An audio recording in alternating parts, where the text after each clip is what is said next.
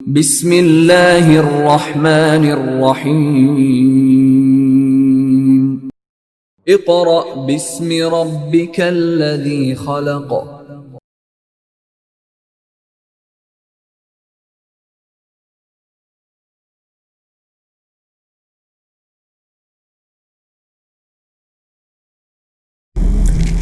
عزیز طلباء و طالبات، جماعت ہفتم، تاریخ، باب نمبر 3، مغلیہ سلطنت کے معاشرتی اور ثقافتی حالات، تیسرے دن کا کام شروع کرتے ہیں۔ تیسرے دن کے کام سے پہلے دوسرے دن کے کام کا ذکر کرتے چلیں کہ اس میں ہم نے حضرت مجدد الفسانی کے کارنامے اور سکھ مذہب کے بارے میں پڑھا تھا۔ آج ہمارا ٹاپک ہے مغلیہ دور حکومت میں معاشرتی اور ثقافتی حالات اور معاشرے میں تبدیلی۔ صفحہ نمبر 59۔ یہاں پر آپ کو جو ہیڈنگز نظر آ رہی ہیں، دراصل میں نے آسانی کے لیے ہر پیراگراف کو ہیڈنگ کی صورت میں آپ کے سامنے یہاں پر ترتیب دیا ہے۔ اب جب میں ریڈنگ کروں گی تو آپ کو ان ہیڈنگز کے ڈیٹیلز بتاتی جاؤں گی جو آپ کی کتاب میں موجود ہیں۔ آپ ہمیشہ ہیڈنگز کے ساتھ یاد کرنے کی کوشش کیا کریں، اگر نہیں ہیں تو خود بنانے کی کوشش کریں تاکہ آپ کو معلوم ہو کہ اس پیراگراف میں دراصل کن باتوں کا ذکر کیا گیا ہے۔ تو چلیے اپنی پڑھائی کا آغاز کرتے ہیں۔ صفحہ نمبر 59، مغلیہ دور حکومت میں معاشرتی اور ثقافتی حالات اور معاشرے میں تبدیلی۔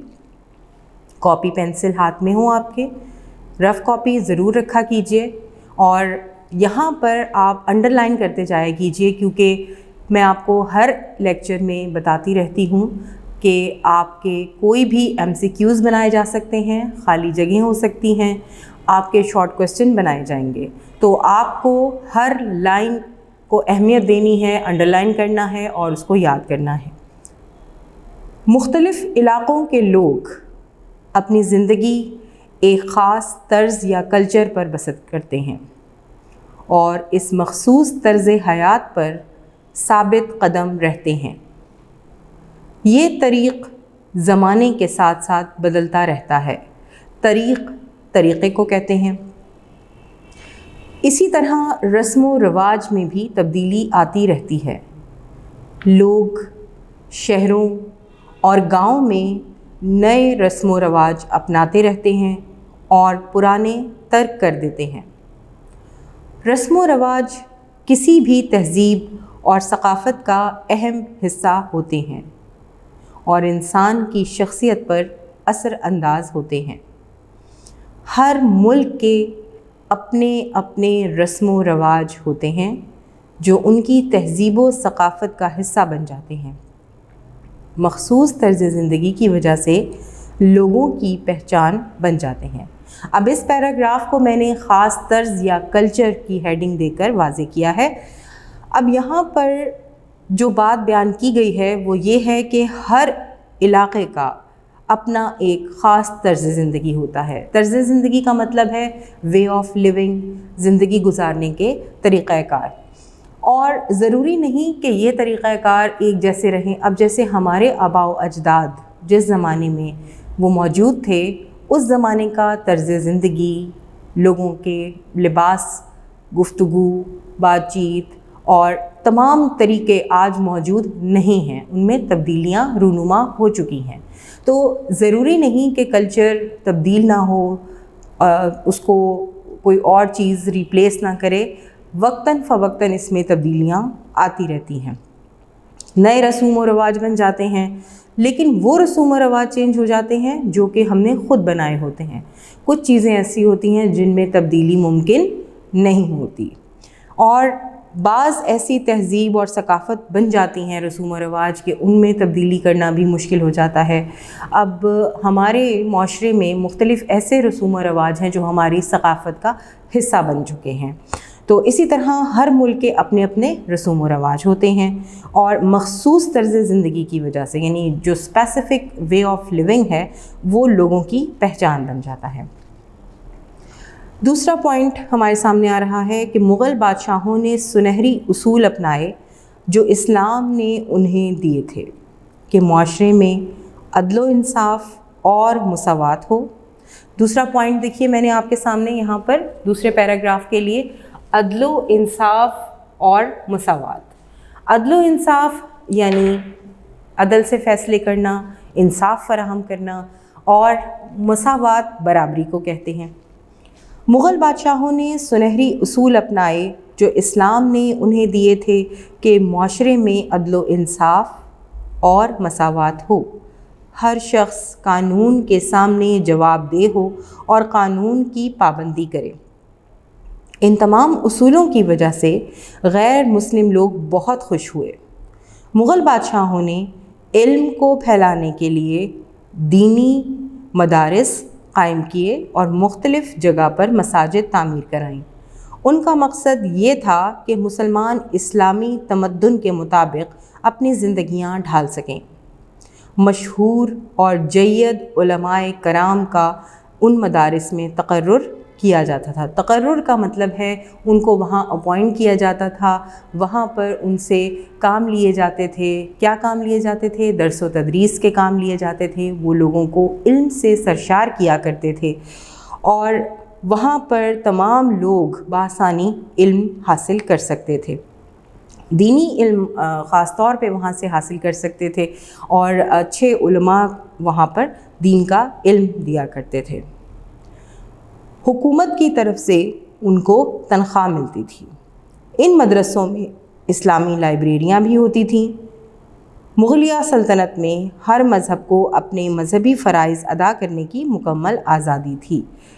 ٹیکس کے تعین میں انصاف کو مد نظر رکھا جاتا تھا اور کسی کے ساتھ زیادتی نہ کی جاتی تھی، چاہے اس کا کوئی بھی مذہب ہو۔ یعنی یہاں پر اس پیراگراف میں اصول مساوات کو اہمیت دی گئی ہے اور اسلامی لائبریریاں وغیرہ جو قائم کی گئیں ان کے متعلق بتایا گیا ہے۔ تو میں نے اس کو ہیڈنگز میں آپ بورڈ پہ دیکھ سکتے ہیں، اسلامی لائبریریاں اور اصول مساوات، یعنی کسی بھی مذہب کی دل آزاری نہیں کی جاتی تھی۔ ہر مذہب کے لوگ اپنے اپنے مذہب کے مطابق فرائض انجام دیتے تھے اور اس کے مطابق اپنی زندگیاں بسر کرتے تھے۔ کوئی بھی مذہب کسی دوسرے مذہب کے اوپر اجارہ داری قائم نہیں کر سکتا تھا۔ مسلمانوں کا معاشرہ اصول مساوات یعنی سب لوگ برابر ہیں اور بھائی چارے پر مشتمل تھا۔ یہ اصول ہندو معاشرے کے لیے نئے تھے۔ آپ کو یاد ہوگا ڈیئر اسٹوڈنٹس کے پریویس چیپٹرز میں ہم نے جب پڑھا تو ہندوؤں کے جو ذات پات کا نظام تھا اس سے لوگ بہت زیادہ تنگ تھے۔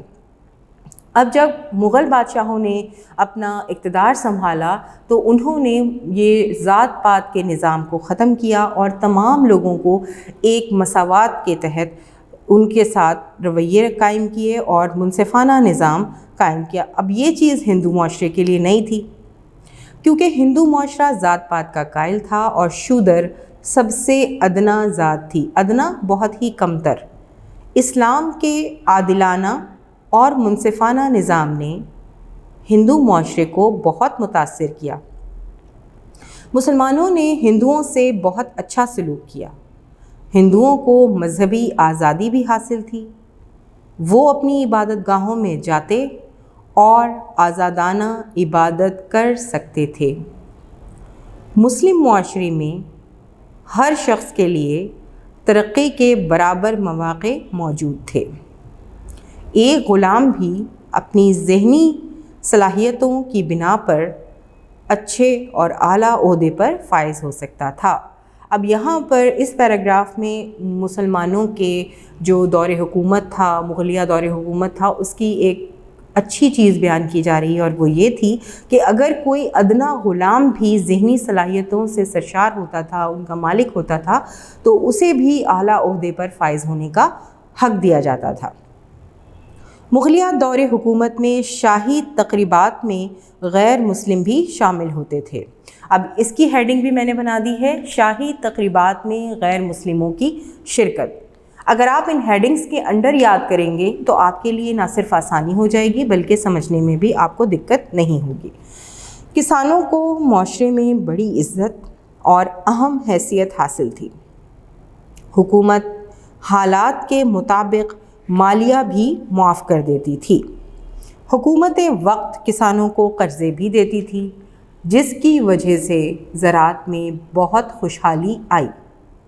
مسلمانوں نے برصغیر پاک و ہند میں کپڑے کی صنعت کو بہت ترقی دی۔ اب اس کی ہیڈنگ میں نے بنائی ہے صنعتوں کی ترقی، آپ بورڈ پہ دیکھ سکتے ہیں۔ چھٹی ہیڈنگ ہے ہماری صنعتوں کی ترقی۔ یہاں پر آپ کو معلوم ہو جائے گا کہ اس پیراگراف میں مغلیہ دور حکومت میں صنعتوں کے ساتھ کیا سلوک کیا گیا، یعنی کس طرح ان کی ترقی کی گئی، ان کو کس طرح فروغ دیا گیا۔ تو کپڑے کی صنعت کو بہت ترقی دی۔ بنگال ریشمی اور سوتی کپڑے کی صنعت کے لیے بہت مشہور تھا۔ تاجروں کو بھی معاشرے میں اعلیٰ مقام حاصل تھا۔ مغل بادشاہوں نے لوگوں کے آرام کے لیے سرائیں اور مسافر خانے بھی بنوائے تاکہ سفر کے دوران مسافر آرام کر سکیں۔ اب اکثر آپ اگر جی ٹی روڈ سے لاہور سے اسلام آباد جائیں تو آپ کو کچھ ایسی جگہیں نظر آئیں گی جہاں پہلے مغلیہ دور حکومت کے آپ کو آثار نظر آئیں گے۔ وہاں پر سرائیں ہیں، مسافر خانے ہیں، کیونکہ پہلے زمانے میں اتنا آسان نہیں ہوتا تھا ٹریول کرنا جتنا کہ آج کے زمانے میں ہے۔ اور پہلے زمانے میں لوگ بہت مشکل سے، بہت تکلیف دہ سفر کے بعد ایک جگہ سے دوسری جگہ پہنچا کرتے تھے اور راستے میں قیام کرتے جاتے تھے اور اونٹوں پر سفر کرتے تھے، خچروں پر سفر کرتے تھے، بیل گاڑیوں پر سفر کرتے تھے۔ اور یہ جو ٹرانسپورٹ ہے جیسے بسز ہیں، کارز ہیں اور دوسرے جیسے ریل گاڑیاں اور ہوائی جہاز، یہ بہت بعد میں آئے تھے۔ تو جو امیر لوگ ہوتے تھے جیسے بادشاہ ہوتے تھے وہ ہاتھیوں پر سفر کرتے تھے، ان کے ساتھ فوج ہوا کرتی تھی، گھوڑوں پر سوار لوگ ہوتے تھے، پیدل ہوتے تھے اور مختلف قسم کے لوگ ان کے ساتھ شامل ہوتے تھے۔ اور اگر کوئی رعایا میں سے کوئی عام آدمی سفر کرتا تھا تو اس کے سفر میں گھوڑے، خچر، اونٹ یا گدھے استعمال کیے جاتے تھے اور سامان بھی انہی کے ذریعے ایک جگہ سے دوسری جگہ پہنچایا جاتا تھا۔ اور اس کے بعد یہاں پر آپ کو نظر آ رہا ہے کہ صنعت کا جو بہت زیادہ فروغ ہوا، اس میں بتایا گیا ہے کہ کپڑے کی صنعت کو بہت فروغ حاصل ہوا۔ بنگال ریشمی اور سوتی کپڑے کی صنعت کے لیے بہت مشہور تھا اور یہاں پر بہت ہی قیمتی کپڑا بنایا جاتا تھا جو مختلف علاقوں میں، مختلف ملکوں میں فروخت کیا جاتا تھا بعد میں، اور تاجروں کو بھی اعلیٰ مقام حاصل تھا۔ اس کے بعد مغلیہ دور میں سائنس، آرٹس اور فن تعمیر کی ترقی۔ مغل بادشاہوں کے دور میں علوم و فنون کی بہت سرپرستی کی گئی۔ علماء کرام کی بہت تکریم کی جاتی تھی، تکریم کا مطلب ہے عزت کی جاتی تھی، اور ان کی تمام ضرورتوں کا خیال رکھنا حکومت وقت کی ذمہ داری تھی۔ علم فلکیات کا جائزہ لینے کے لیے ہمایوں نے رصد گاہیں قائم کی۔ رصد گاہیں جہاں پر تمام آلات نصب ہوتے تھے اور علم فلکیات یعنی چاند، سورج اور آسمان سے متعلق جتنے بھی ہماری یعنی اسپیس سے متعلق جو علم تھا، اس زمانے میں جو آلات ضروری ہوتے تھے، جو معلومات حاصل کرنے کے لیے چیزوں کی ضرورت ہوتی تھی، جس جگہ وہ رکھی جاتی تھی ان کو رصد گاہیں کہا جاتا ہے۔ اکثر بادشاہ خود بھی علم کا ذوق رکھتے تھے۔ مغل حکمران علم و ادب کے شیدائی ہونے کے ساتھ ساتھ اہل علم و فضل کے صحیح معنوں میں قدردان تھے۔ اب یہاں پر آپ نے دیکھا کہ مغل بادشاہوں میں ہر بادشاہ میں کوئی نہ کوئی شوق پایا جاتا ہے، اور سب میں مشترکہ شوق جو تھا وہ فن تعمیر کا تھا اور فن مصوری کا تھا۔ دیگر شوق بھی تھے، لیکن ان چیزوں کو بہت فروغ حاصل ہوا مغل بادشاہوں کے دور میں، اور اکثر بادشاہ علوم و فنون کے بہت دلدادہ ہوتے تھے۔ نہ صرف وہ خود علم حاصل کرنے کا شوق رکھتے تھے، بلکہ جو معلم ہوتے تھے، استاد ہوتے تھے، عالم ہوتے تھے، ان کی بہت زیادہ عزت کرتے تھے، ان کی پذیرائی کرتے تھے، ان کو بہت زیادہ انعام و اکرام سے نوازا جاتا تھا۔ ایک بات اور بتاتی چلوں عزیز طلباء و طالبات، کہ اس زمانے میں جدید علوم تو نہیں تھے، لیکن کون کون سے علوم ہوا کرتے تھے؟ ریاضی، جغرافیہ، علم فلکیات، علم حیت، اور اس کے علاوہ تاریخ، شاعری اور مصوری بھی تھی، لیکن جو علوم تھے وہ زیادہ تر دینی علوم جیسے فقہ، حدیث اور دین سے متعلق تمام علوم یہ شامل ہوا کرتے تھے۔ یعنی ایک سمجھ لیجئے کہ اس نصاب کے ذریعے علوم حاصل کیا جاتا تھا، ان سبجیکٹس کو محور سمجھا جاتا تھا، ان کے گرد گھومتی تھی ایک عالم کی زندگی، ایک طالب علم کی زندگی، یعنی وہ اس کے اوپر بہت ریسرچ کیا کرتے تھے اس زمانے میں۔ مغل حکمران علم و ادب کے شیدائی ہونے کے ساتھ ساتھ اہل علم و فضل کے صحیح معنوں میں قدردان تھے۔ بابر کے آبائی علاقے سمرقند، بخارا، ہرات اور بلخ کے مدارس، مدرسے کی جمع مدارس، اور علماء کی قابلیت کی دھوم مچی ہوئی تھی۔ یعنی کون کون سے ملک، کون کون سے علاقے علم و ادب کا منبع تھے، مرکز تھے؟ سمرقند، بخارا، ہرات اور بلخ۔ دھوم مچی ہوئی تھی، بہت شہرت تھی۔ بابر نے اسی ماحول میں آنکھ کھولی۔ اس کا شمار ترکی زبان کے عظیم اہل قلم میں ہوتا ہے۔ اہل قلم لکھنے والے، تو اس کے بابری ایک شاہکار تصنیف ہے جس کا بہت سی زبانوں میں ترجمہ ہو چکا ہے۔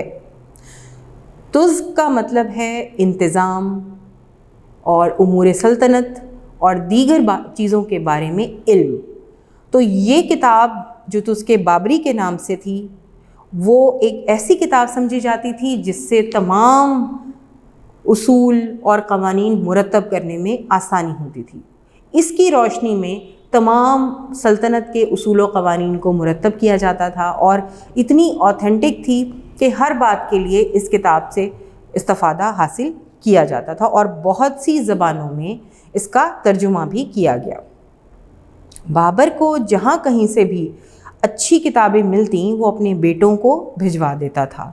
اس طرح اس نے اپنے بیٹوں میں صحیح علمی ذوق پیدا کیا۔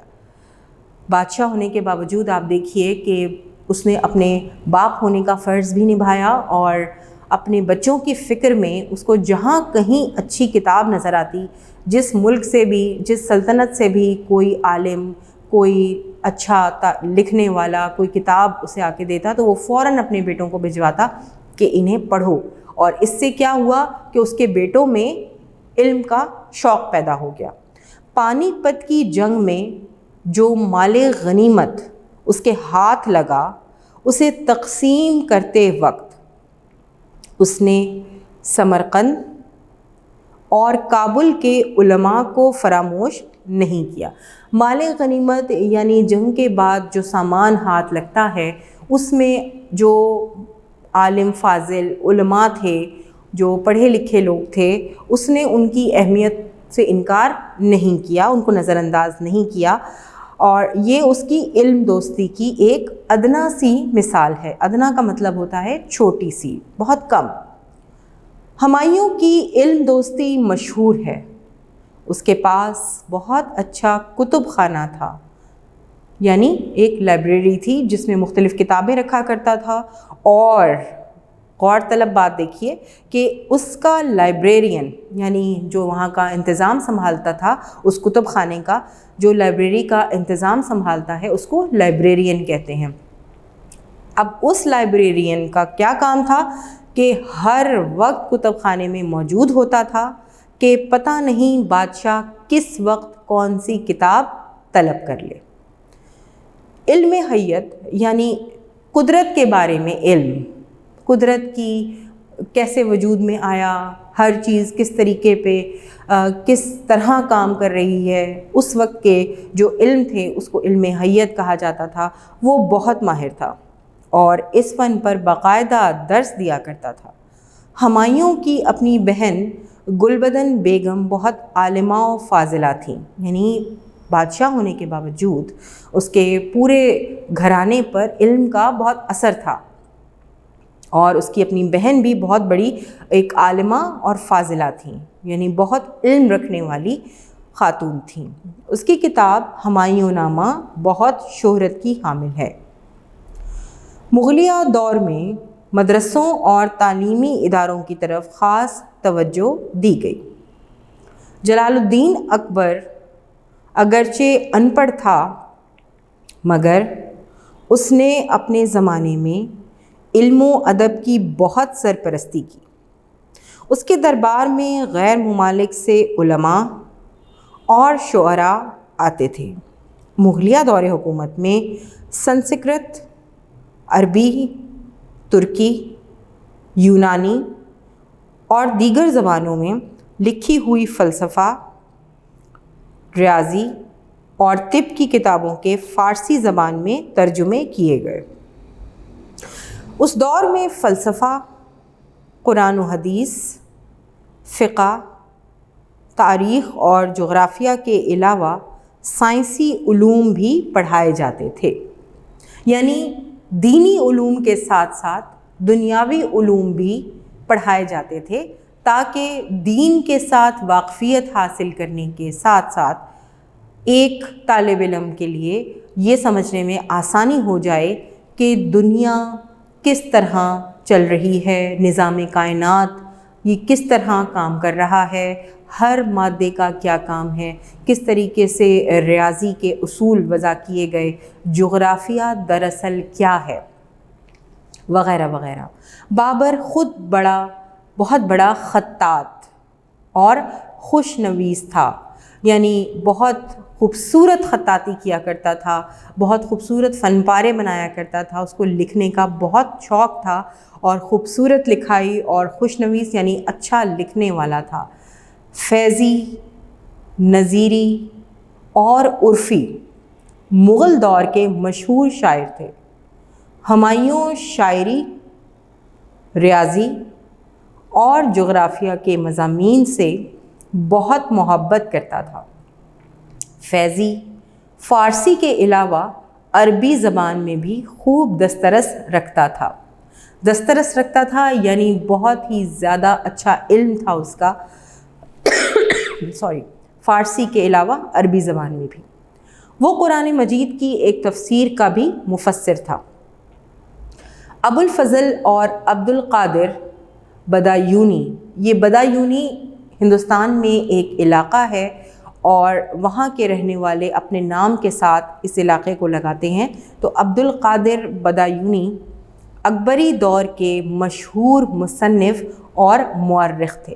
اب اگر آپ پرانی کوئی ہسٹری اٹھا کے دیکھ لیجئے تو وہاں پر ہر وقت بادشاہ کے محل میں ایک مورخ بیٹھا ہوتا تھا، جس کے پاس ایک چھوٹے سے ایک ٹیبل کے اوپر ایک قلم اور ایک پر والا آپ کو جس کے اوپر پر لگا ہوتا ہے ایسا قلم اور ایک دوات نظر آئے گی، ٹھیک ہے، جس میں انک ہوتی تھی، اور وہ کاغذ کے اوپر بادشاہ کی تمام کام کرنے کے طریقے، بادشاہ کے امور سلطنت سے متعلق کوئی اگر فتوحات ہو رہی ہیں تو اس کی تمام کہانیاں، کیسے ہوا، کس نے حصہ لیا، انہی کے ذریعے تو آج یہ علم ہمارے تک پہنچا ہے۔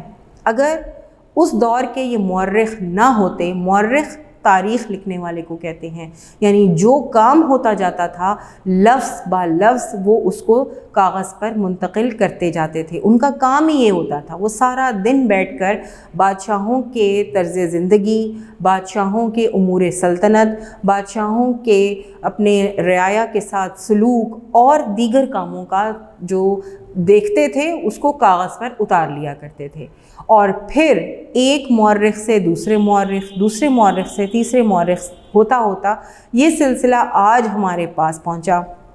اور کیونکہ ہم میں سے تو کوئی موجود نہیں تھا، کوئی کمیونیکیشن کا ذریعہ نہیں تھا، کوئی وہاں پر اس طرح کی چیزیں نہیں تھی جن پہ محفوظ کر لیا جاتا، تو یہ مورخ ہوتے تھے، تاریخ دان ہوتے تھے، یہ لکھنے والے ہوتے تھے تاریخ کو، کہ انہی کے ذریعے آج ہمیں معلوم ہوا کہ یہ سب کیسے ہوا اور کس طریقے سے یہ کام کیا جاتا تھا۔ بادشاہوں نے ہندی زبان کی طرف توجہ دی۔ اردو زبان کی ترقی کے لیے بہت زیادہ حوصلہ افزائی کی گئی۔ ابھی جب تک مغلیہ سلطنت کا دور تھا اس وقت تک اردو ایک زبان کے حیثیت سے سامنے نہیں آئی تھی، اگرچہ بولی جاتی تھی لیکن اس میں فارسی، ہندی، عربی، سنسکرت، ان تمام چیزوں کا غلبہ تھا، ان کا کوئی نام نہیں تھا، اس کو ہندی زبان ہی کہا جاتا تھا۔ لیکن اس دور میں اردو نے ایک خاص مقام حاصل کرنا شروع کیا۔ اب آگے دیکھیے، ہندوؤں کا مشہور شاعر تلسی داس تھا۔ اردو مسلمانوں کے دور میں وجود میں آئی۔ اب آیا اردو کا وجود۔ اردو کا وجود مغلیہ سلطنت میں آیا اور اس کو باقاعدہ ایک زبان کا درجہ حاصل ہوا۔ اسی لیے اردو کو لشکری زبان کہا جاتا ہے کہ اس میں سنسکرت، ہندی، عربی اور فارسی زبان کے الفاظ ہیں۔ اردو بذات خود کوئی زبان نہیں ہے بلکہ یہ مختلف زبانوں کا مجموعہ ہے، اور پھر اس کو ایک زبان کی حیثیت حاصل ہوئی مسلمانوں کے دور میں، اور ترقی کرتے کرتے برصغیر کی مشترکہ زبان بن گئی۔ آپ نے اکثر سنا ہوگا ہندوستان میں جو بھی پروگرام انڈیا میں بنائے جاتے ہیں یا کہیں بھی، تو وہاں کی اردو اور ہماری اردو میں اگرچہ تھوڑا سا فرق ہے لیکن ہمیں ان کی زبان سمجھ آ جاتی ہے۔ وہ کیوں کہ سنسکرت کے کچھ الفاظ اور عربی زبان کے کچھ الفاظ، کچھ فارسی کے، یہ مجموعی طور پر ہماری زبان کا حصہ ہیں، اسی لیے ہمیں یہ زبانیں مشترکہ، انہوں نے کہا ہے مشترکہ زبان بن گئی، برصغیر کی مشترکہ۔ اور برصغیر اس وقت تک پاکستان کا کوئی تصور نہیں تھا، انڈیا کا کوئی تصور نہیں تھا، یہ سب برصغیر کہلاتا تھا، تو مشترکہ زبان بن گئی۔ اب آئیں گے فن مصوری، خطاطی اور فن تعمیر کی طرف۔ مغلیہ دور میں فن مصوری، خطاطی اور فن تعمیر میں بہت ترقی ہوئی۔ ہمایوں خطاطی اور مصوری سے گہرا لگاؤ رکھتا تھا۔ خواجہ عبدالصمد شیرازی اس کے دور کا بہت بڑا مصور تھا۔ آپ کو یاد ہوگا کہ میں نے جب پریویس باب پڑھایا تھا، آپ کو پچھلا باب پڑھایا تھا گزشتہ، تو اس میں آپ نے یہ پڑھا کہ اکثر بادشاہ اپنے ساتھ مصور لے کے جایا کرتے تھے جب وہ کسی مہم پر جاتے تھے، سفر پر جاتے تھے، شکار پر جاتے تھے، اور وہاں پر ہونے والے حالات کو وہ تصویر میں ڈھال لیتے تھے، قید کر لیتے تھے اس موقع کو، اس منظر کو۔ تو اس طرح کی تصویریں بنائی گئیں اس دور میں کہ ایسا لگتا تھا کہ تصویر باتیں کر رہی ہے۔ منہ بولتا ثبوت کا مطلب ہے کہ اپنی تعریف خود بیان کر رہی ہے، ایسا لگتا ہے کہ جیسے بالکل حقیقی منظر سامنے ہمارے آ گیا ہے، اتنی صفائی سے۔ اور جو بادشاہ جہانگیر تھا، جب وہ برسر اقتدار آیا تو اس کا ایک شوق تھا کہ وہ اپنے ساتھ خاص طور پر مصور لے کے جایا کرتا تھا، اور اس کو پتہ چل جاتا تھا کہ یہ تصویر کس مصور کی شاہکاری ہے، کس مصور نے بنائی ہے، یہ سٹروکس کس نے لگائے ہیں۔ اور آگے آہستہ آہستہ جب ہم نے پریویس باب میں پڑھا بھی تھا کہ اتنی ترقی ہوئی شاہ جہاں اور نور جہاں کے دور میں کہ مختلف قسم کے فن پارے بنانے کے لیے مختلف قسم کے لوگ ہوتے تھے۔ جیسے اگر کوئی خد و خال بناتا تھا تو پیچھے کی منظر کشی کوئی اور کرتا تھا، دوسرا مصور اگر کسی کے خد و خال بنانے کے ساتھ ساتھ اس کے لباس کو بناتا تھا تو اس کے اسکلپچر کو، یعنی اس کے آنکھیں کوئی اور بناتا تھا، بال کوئی اور بناتا تھا۔ مطلب اتنی ترقی ہو چکی تھی اس چیز میں، فن مصوری میں، کیونکہ تمام مغل بادشاہ اس میں انٹرسٹڈ تھے۔ تو اس دور کا مشہور مصور عبدالصمد شیرازی تھا، اور ہندوؤں کا کون تھا؟ کھیمکرن اور تارا۔ ہندوؤں میں کھیمکرن اور تارا مشہور مصور تھے۔ جہانگیر نے ایک تصویر خانہ بھی تعمیر کروایا۔ تصویر خانہ یعنی آرٹ گیلری، خود بھی پینٹنگ کرتا تھا، تصویریں بناتا تھا، اور اس دور کے جو مصور تھے ان سے بھی اپنے تمام مہموں کی، اپنے مہمات کی، اور شکاری جب شکار کر رہا ہوتا تھا یا کوئی بھی اس طرح کا کارنامہ سر انجام دیتا تھا تو وہ اس کو تصویر میں قید کر لیا کرتے تھے، اور پھر وہ تمام تصاویر تصویر خانے میں پہنچا دی جاتی تھیں۔ اس کو انگلش میں آرٹ گیلری کہتے ہیں۔ شاہ جہاں اور اس کا بڑا بیٹا دارا شکو بھی مصوری کے بڑے شوقین تھے اور اس کام میں مہارت رکھتے تھے۔ فن تعمیر کو بھی مغل بادشاہوں نے فروغ دیا۔ آج بھی مغل بادشاہوں کی بنائی ہوئی عمارات ان کے فن تعمیر کی منہ بولتی تصاویر ہیں۔ مغل بادشاہوں نے کھلی اور ہوادار عمارتیں بنوائیں۔ عمارتوں کے اندر اعلیٰ درجے کے نقش و نگار بنائے جاتے تھے۔ آپ کی کتاب میں بھی بنا ہوا ہے، یہ دیکھیے یہاں پر صفحہ نمبر 61 پر، یہ بھارت میں ہے، جامع مسجد دہلی، اور یہ بھی تاج محل آگرہ بھارت میں، دونوں تصاویر یہ انڈیا میں ہیں جو یہاں پر دکھائی گئی ہیں۔ مغل بادشاہوں کی بنائی گئی بہت سی عمارات مثلاً تاج محل آگرہ، لال قلعہ دہلی، جامع مسجد دہلی، شالامار باغ لاہور، شاہی قلعہ لاہور، بادشاہی مسجد لاہور اور مسجد وزیر خان لاہور وغیرہ آرٹ کا بہترین نمونہ پیش کرتی ہیں۔ یہ تمام عمارات خوبصورتی اور انجینئرنگ کے فن میں اپنی مثال آپ ہیں۔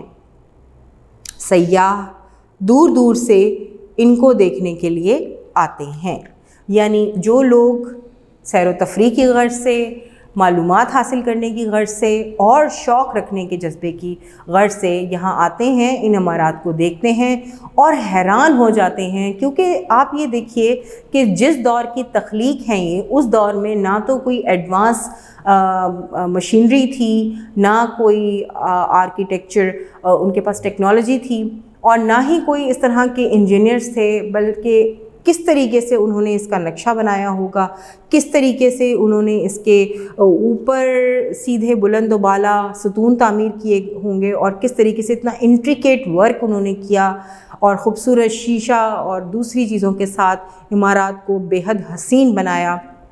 تو تمام مغلیہ دور میں یہ کام ہوتا رہا، کسی میں زیادہ کسی میں کم، اور کچھ ایسے ادوار بھی آئے کہ اپنی یادگار کے طور پر کسی کے مرنے کے بعد اس کا مقبرہ تعمیر کیا گیا، کسی کے دور میں کچھ مسجدیں تعمیر کی گئیں وغیرہ وغیرہ۔ تو یہ تھا مغلیہ دور میں سائنس اور آرٹس اور فن تعمیر کی ترقی کا حصہ۔ تو یہاں آپ کا تیسرے دن کا کام ختم ہوتا ہے۔ جی تو عزیز طلباء و طالبات، چوتھے دن کا کام مغلیہ دور کا تعلیمی نظام۔ تیسرے دن کے کام میں ہم نے مغلیہ دور کا معاشرتی اور ثقافتی منظر اور اس کے علاوہ سائنس، آرٹس اور فن تعمیر بارے پڑھا۔ آج ہم یعنی چوتھے دن کے کام میں مغلیہ دور کا تعلیمی نظام یہ پڑھیں گے۔ جیسا کہ آپ کو میں پہلے بھی بیان کر چکی ہوں کہ تمام مغل بادشاہ تعلیم کے شوق رکھتے تھے۔ کون سی تعلیم کا شوق رکھتے تھے؟ ہر طرح کی، یعنی فقہ، احادیث، قرآن، اور اس کے علاوہ جدید علوم، ریاضی، علم فلکیات، علم جغرافیہ اور دیگر علوم۔ اور نہ صرف یہ خود شوق رکھتے تھے بلکہ جو عالم ہوتے تھے، علم رکھنے والے علماء ہوتے تھے، ان کی بھی بہت عزت و تکریم کیا کرتے تھے، اور اس کے ساتھ ساتھ اپنے بچوں کو بھی علم سے روشناس کرواتے گئے۔ اور ان کے دور میں بہت سے ایسے کام ہوئے جن سے تعلیم کی اشاعت میں بہت زیادہ اہم پہلو مرتب ہوئے۔ مغلیہ دور کا تعلیمی نظام، صفحہ نمبر 62۔ تعلیم کی اشاعت کو ہر مغل بادشاہ اپنا مذہبی فریضہ سمجھتا تھا۔ اکثر بادشاہوں نے اہم جگہوں پر مدرسے کھلوائے جہاں پر تعلیم مفت دی جاتی تھی، اور وہاں پر ممتاز علماء کرام علم کی روشنی پھیلاتے۔ سب سے پہلے تو انہوں نے تعلیم عام کرنے کو اپنا مذہبی فریضہ سمجھا۔ اکثر بادشاہوں نے مختلف جگہوں پر، یعنی ایسی جگہوں پر جہاں پر انہیں یقین تھا کہ لوگ آئیں گے، یعنی رعایا آئے گی اور علم حاصل کرے گی، وہاں پر انہوں نے مدرسے قائم کیے۔ اور سب سے بڑی بات کہ بلا معاوضہ، یعنی کوئی بھی پیسے نہیں دیتا تھا اور بادشاہ تمام خرچے اٹھاتے تھے، تعلیم مفت دی جاتی تھی، اور ممتاز علماء کرام یعنی بہت ہی عالم فاضل علماء وہاں پر علم کی روشنی پھیلاتے تھے۔ بادشاہ وقت کا مطلب یعنی اس دور کا بادشاہ ان کو وظائف بھی دیتا تھا، اس کے علاوہ طلباء کو بھی وظائف ملتے تھے، یعنی علم کی طرف راغب کرنے کے لیے جو بادشاہ وقت ہوا کرتا تھا، اس دور کا بادشاہ ہوا کرتا تھا، وہ نہ صرف مفت تعلیم دیا کرتا تھا، تمام اخراجات اپنے ذمے لیتا تھا، بلکہ طلباء کو یعنی جو علم حاصل کر رہے ہوتے تھے ان کو بھی وظائف یعنی پیسے دیے جاتے تھے۔ مغلیہ دور میں آگرہ، دہلی، لاہور، الہ آباد اور امبالہ وغیرہ اسلام کی اشاعت اور تدریس کے مراکز تھے۔ اکبر کی پھوپھی گلبدن بیگم نے بھی دہلی میں عورتوں کی تعلیم کے لیے ایک بہت بڑا تعلیمی ادارہ قائم کیا۔ یہ بورڈ پہ آپ دیکھ سکتے ہیں، میں نے ہیڈنگز بنا کر آپ کی آسانی کے لیے، جیسے میں نے دوسرے اور تیسرے دن کے کام میں ہیڈنگز بنا دی تھی، یہاں بھی آپ کو ہیڈنگز نظر آ رہی ہیں۔ اب یہاں پر عورتوں کی تعلیم کے لیے جنہوں نے تگودو کی وہ تھیں اکبر کی پھوپھی گلبدن بیگم، اور انہوں نے عورتوں کی تعلیم کے لیے بہت بڑا تعلیمی ادارہ قائم کیا۔ اکبر کے عہد میں ملا عبد النبی اور مولانا عبداللہ سلطان پوری کوششوں سے مدارس کھولنے میں کامیاب ہوئے اور علماء کے لیے معاش کا اہتمام کیا گیا۔ ابو الفضل خود بھی ایک تاریخ نویس، شاعر اور نقاد تھا۔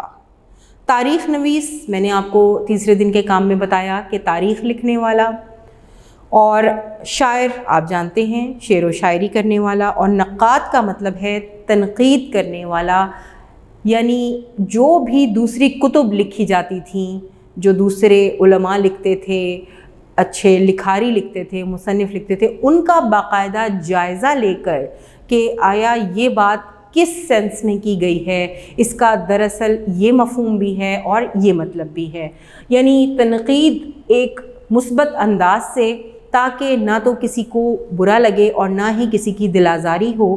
تنقید ہر دفعہ بری صورت میں سامنے نہیں آتی، تنقید کا مطلب پازیٹیو رسپانس بھی ہوتا ہے۔ جیسے ہم آپ کو کلاس میں اگر آپ کچھ لکھتے ہیں اور ہم آپ کو بتاتے ہیں کہ جی بیٹا ایسے نہیں ایسے کر لیجئے، تو اس کا مطلب ہرگز یہ نہیں ہوتا کہ کسی کی ہتک ہو یا کسی کی دل آزاری ہو، بلکہ نقاد جو ہوا کرتے تھے پہلے زمانے کے، وہ کتابوں کا بغور مشاہدہ کرتے تھے، پڑھتے تھے دن رات، لفظ با لفظ، حرف با حرف، ذو معنی اس کے مطالب تلاش کیا کرتے تھے، انڈرلائنگ آئیڈیاز بتایا کرتے تھے، اور اس طرح ایک کتاب نہ صرف ایک علم پھیلانے کا ذریعہ ہوتی تھی، بلکہ اس میں اگر کوئی اس طرح کی بات مبہم ہو جاتی تھی، یعنی واضح نہیں ہوتی تھی، تو دوسرے لوگ اس کا جائزہ لے کر اس کو واضح کر دیا کرتے تھے۔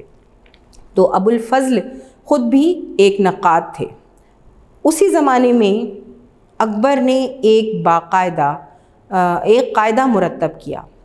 اسی زمانے میں اکبر نے ایک قاعدہ مرتب کیا جس میں بچوں کے لیے حروف شناسی کا مطلب ہوتا ہے سمجھنا. حروف شناسی کا ایسا طریقہ اختیار کیا گیا تھا جو موجودہ زمانے کی ابتدائی تعلیم کے قریب تر ہے. اب سب سے پہلے تو اکبر نے خود سے سوچا کہ کیا ایسا طریقہ ہو سکتا ہے کہ پڑھنے والے، جیسے ہم تو الفاظ بول رہے ہیں، جملے بول رہے ہیں، وہ بھی بچے سمجھ جاتے ہیں، لیکن جب ہم نے بنیاد بنانی ہوتی ہے کسی بھی بچے کی، تو آپ دیکھیے کہ نرسری میں سب سے پہلے اسے قاعدہ لگایا جاتا ہے. یعنی اردو میں الف با تا سا عربی میں، اور اردو میں الف بے پے تے ٹے سے وغیرہ. تو یہ کس بادشاہ کے دور حکومت کی شناسائی ہے؟ یہ ہے اکبر بادشاہ.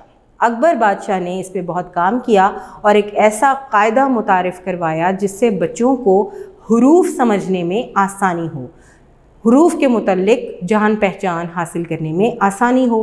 کیونکہ جب حروف سمجھ میں آ جائیں گے تو الفاظ خود بخود بنتے چلے جائیں گے. اور اسی طرح آپ خود دیکھیے کہ جب آپ نرسری میں تھے تو آپ نے حرف کی پہچان کی، اس کے بعد حرفوں کو جوڑنا سیکھا، پھر لفظ بنے، اور پھر آپ نے لفظوں سے جملے بنانا شروع کیے، اور آج آپ خود بخود لکھتے چلے جاتے ہیں. تو یہ اکبر بادشاہ نے ایک بہت ہی اچھی چیز متعارف کروائی تھی. ابو الفضل لکھتا ہے کہ پہلے بچے کئی ماہ بعد حرفوں سے آشنا ہوتے تھے. اب یہ کام اتنا آسان ہو گیا ہے کہ چند ہفتوں میں ہی بچے حروف سے واقف ہو جاتے ہیں. لاہور، آگرہ، فتح پور سیکری اور دوسرے مقامات میں مدارس تعمیر کروائے گئے. جہانگیر کو علوم فطرت پر سند سمجھا جاتا تھا، اوتھینٹک سمجھا جاتا تھا، اس کی بات کا احترام کیا جاتا تھا. کسی بھی موضوع پر اگر کوئی بھی بحث چھڑ جایا کرتی تھی تو اس سے ایفیلیشن لی جاتی تھی، اس کو اپروچ کیا جاتا تھا، اور علوم فطرت پر یعنی نیچر اور قدرت کے علم کے بارے میں اس کو سند سمجھا جاتا تھا. جہانگیر نے اپنے عہد حکومت میں وہ تمام مدارس دوبارہ کھلوائے جو بند پڑے تھے. شاہ جہاں کا علمی ذوق بھی بڑا بلند تھا اور شاہی کتب خانے کی کتابوں پر اس کے ہاتھ کی لکھی ہوئی تحریریں موجود ہیں. اورنگزیب تو صاحب طرز انشاء پرداز تھا. کیا لفظ پڑھا میں نے؟ صاحب طرز انشاء پرداز، یعنی اردو گرامر کا بہت زیادہ شوق تھا اس کو، اور اس نے بہت مہارت حاصل کر رکھی تھی اس پر. اس کی تحریریں فارسی زبان و ادب کا بہترین مرقع ہیں. یعنی اس میں ہر وہ چیز موجود ہے جو مرقع دراصل عرق سے نکلا ہے، نچوڑ سے نکلا ہے. یعنی فارسی اور کون سی اردو زبان یعنی دیگر زبانوں میں اور ادب میں اس کو سب سے زیادہ اوتھینٹک سمجھا جاتا ہے. اورنگزیب کو شوق تھا، اس نے اپنی تحریریں فارسی زبان و ادب میں شائع کیں اور لکھیں، اور آج بھی یہ کتابیں بہت ہی زیادہ اوتھینٹک سمجھی جاتی ہیں اور ان کو مرقع کہا جاتا ہے، یعنی اس میں ہر چیز موجود ہے. شاہ جہاں نے اپنے زمانے میں کئی مدارس کا خرچہ اپنی جیب سے ادا کیا. اپنی جیب سے ادا کرنے کا مطلب ہے کہ اس نے جو شاہی خزانہ تھا اس کی بجائے اپنے پاس جو اس کی دولت تھی اس میں سے وہ خرچ کیا کرتا تھا. جامع مسجد دہلی میں ایک شاندار مدرسہ قائم کیا جس کے تمام مصارف وہ خود ادا کرتا تھا. مصارف، اخراجات. اسلام کی اشاعت میں ان مراکز، مدارس، جامعات یعنی یونیورسٹیز اور مکاتب کا بہت بڑا کردار تھا، اور مسلمان رعایا ان سے بہت فیضیاب ہوئی.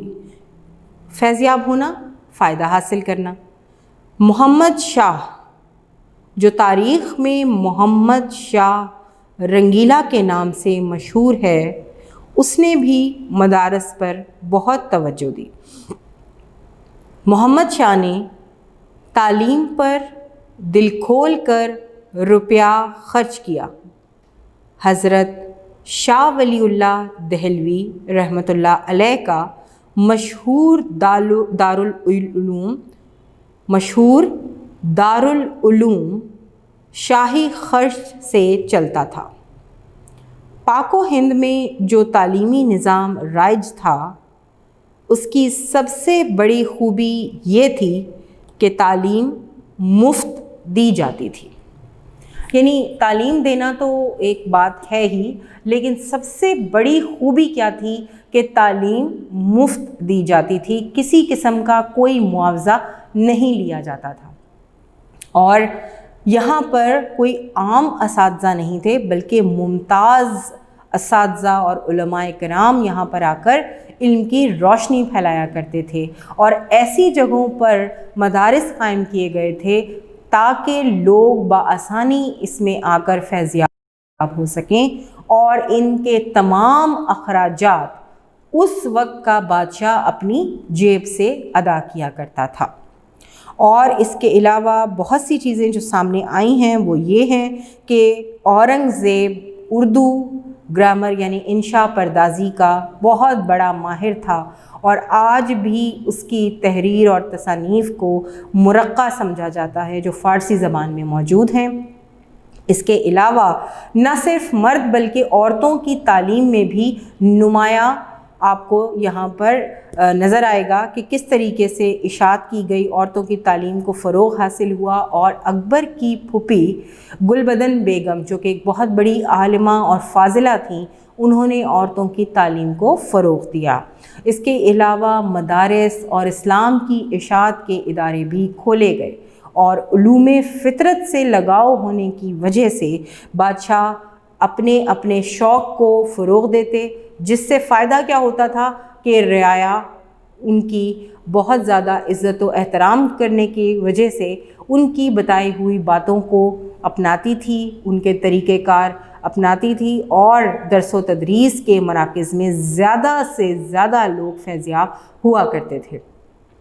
اور پھر مشہور نقاد بھی سامنے آئے، جیسے کہ ابو الفضل جو کہ تاریخ نویس بھی تھے، اور جو دوسرے لوگ کتابیں لکھا کرتے تھے، تصانیف لکھا کرتے تھے، وہ اس کا بغور جائزہ لے کر اس کے تمام پہلوؤں کو آسانی اور دوسروں کو روشناس کرانے کی غرض سے اس پر تنقید کیا کرتے تھے، اس کے بارے میں لوگوں کو بتایا کرتے تھے کہ دراصل یہ بات اس طرح سے ہے۔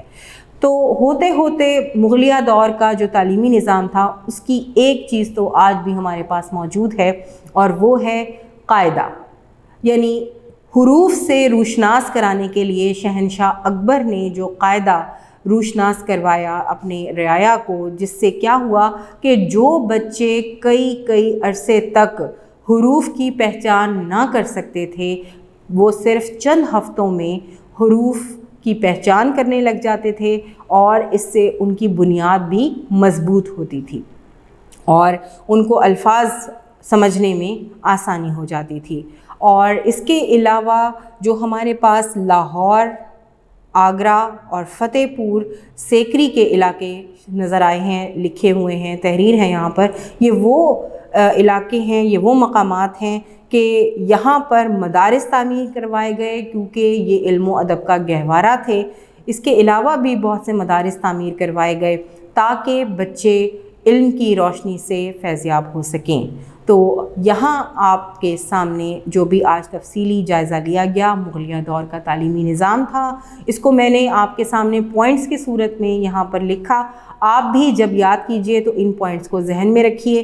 کسی بھی جگہ سے آپ کو MCQs آ سکتے ہیں، خالی جگہیں آ سکتی ہیں، شارٹ کویسچنز آ سکتے ہیں، تو آپ نے جب بھی ریڈنگ کرنی ہے تو اہم چیزوں کو انڈرلائن کرتے جانا ہے، تو آپ کے چوتھے دن کا کام اختتام پذیر ہوتا ہے۔